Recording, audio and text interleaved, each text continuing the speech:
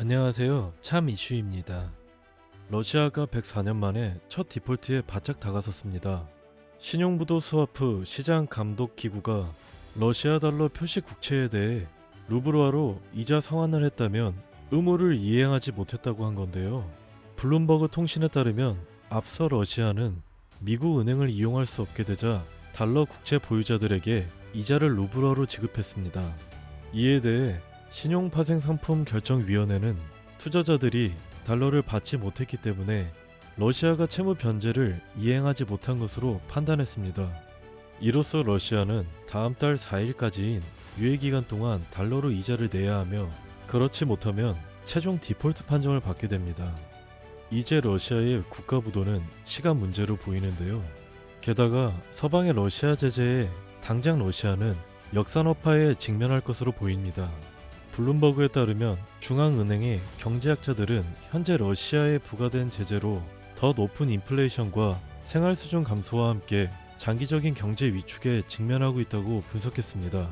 또 이들은 서방의 제재에 따른 충격이 빠르게 줄어들지 않은 가능성이 높다며 경제 수축이 크다고 경고했습니다. 뿐만 아니라 세계 주요 가상화폐 시장으로 꼽히는 러시아 시장도 직격탄을 맞았습니다. 러시아 가상화폐 시장이 제재 회피 수단으로 이용될까 우려하는 서방의 제재와 외국 기업들의 철수로 큰 타격을 입은 것입니다. 최근 세계 최대 가상화폐 거래소인 바이낸스는 EU의 러시아 제재에 따라 예치금이 1만 유로 이상인 러시아 국민과 기업의 계좌를 정지시켰다고 밝혔습니다. 러시아는 바이낸스의 5대 시장 중 하나로 러시아 국민 기업의 바이낸스 계좌 수는 1000만 개에 이릅니다. 뿐만 아니라 미 재무부는 가상화폐 채굴업체인 비트리버를 제재 명단에 추가했는데 해당 회사는 러시아 전체 가상화폐 채굴량의 절반 정도를 생산하고 있는 것으로 전해집니다. 러시아가 미국, 카자흐스탄에 이은 세계 3위 가상화폐 채굴 국가인 만큼 막대한 영향을 줄 것으로 보이는데요. 이처럼 궁지에 몰린 러시아는 최근 들어 더 심한 공격을 강행하며 최후의 발악을 하고 있는 중입니다. AP통신에 따르면 우크라이나 침공 2단계 작전을 선언한 러시아가 정예부대를 남동부 마리우폴에서 돈바스 지역으로 이동시키고 있는 것으로 확인됐습니다. 앞서 러시아는 마리우폴 점령에 성공했다고 선언하며 동부 돈바스와 남부를 완전히 장악하겠다는 목표를 제시했습니다. 2단계 작전이 달성되면 러시아는 돈바스와 과거 무력으로 병합한 크림 반도와 연결되는 육상 회랑을 완성할 수 있고 친러 분리주의 지역인 트란스니스트리아로 나아갈 수 있을 것으로 보입니다. 우크라이나 남부 지역을 점령하려는 러시아의 스무도가 드러나고 있는데요.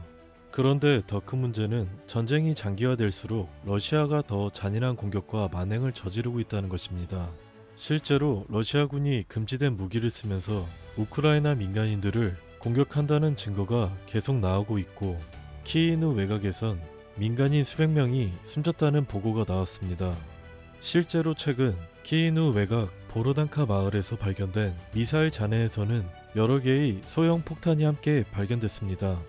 이는 바로 러시아군이 사용한 집속탄의 흔적들로 집속탄은 미사일 안에 수백 개의 소형 폭탄들을 넣어 인명을 무차별 살상하는 무기입니다.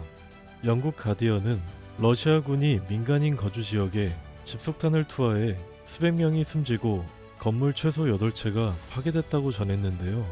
이뿐만이 아닌 러시아가 우크라이나 곳곳에서 집속탄을 사용했다는 증언은 계속 나오고 있습니다.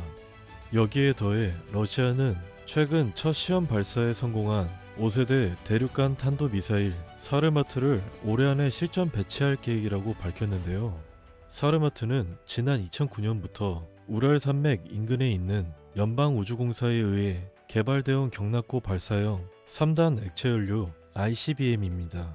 사르마트는 메가톤급 핵탄두를 15개까지 탑재할 수 있으며 여기에 장착된 핵탄두의 위력은 태평양 전쟁 당시 일본 히로시마에 투하된 원자폭탄보다 2000배 큰 것으로 전해집니다. 사르마트의 실전 배치 계획은 서방 무기 지원이나 개입에 대한 러시아 경고 메시지가 담긴 것 같은데요. 이러는 와중에 우크라이나는 한국에 계속해서 도움을 요청해 오고 있는 상황입니다. 앞서 젤렌스키 우크라이나 대통령은 러시아의 미사일을 맞고 우크라이나 국민들의 목숨을 살릴 군사 장비가 대한민국에 있다며 연대를 호소했습니다.